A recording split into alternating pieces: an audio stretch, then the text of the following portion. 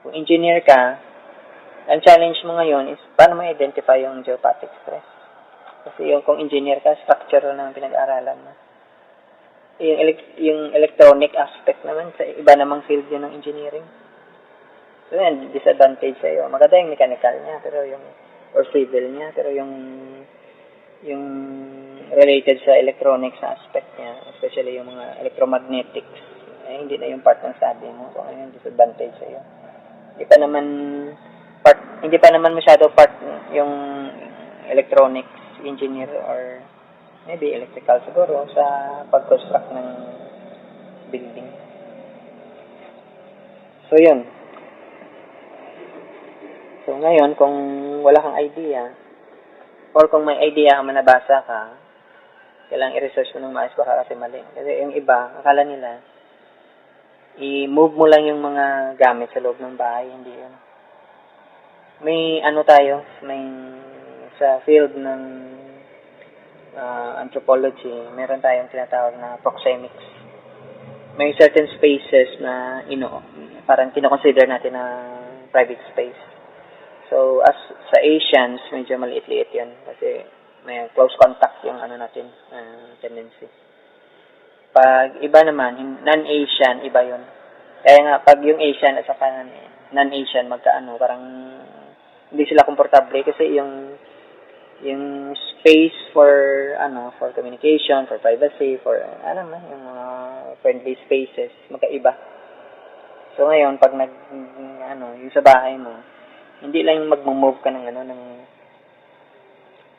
upuan, higaan hindi. Pwede siguro in a way alignment mo. Pero yung magbabago yung mo dahil i-move mo yung upuan mo or maglagay ka dyan ng kung mga symbol. Yan cultural yan na space yung ginagamit natin. Kaya nga related sa space yung Vastu at saka Feng. May mga certain space tayong kinoconsider. May mga tao napakalaki ng space nila. Alam mo yung mga Europeans, palalaki yung space nila. Kasi hindi sila masyado sa close na communication. Kaya yung mga bahay na malalaki, tayo, komportable na tayo sa bahay kubo. Kasi yung space na kailangan natin maliit. Ganun siya. So, kung hindi ka careful, baka ma-invade mo yung space.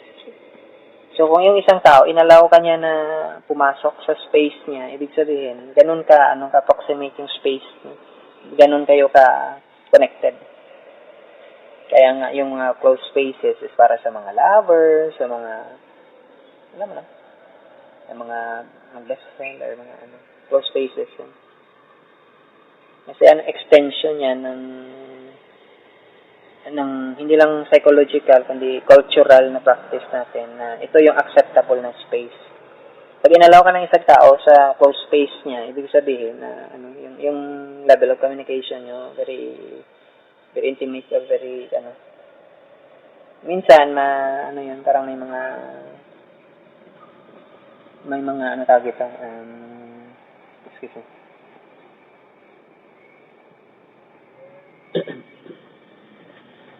may mga tao na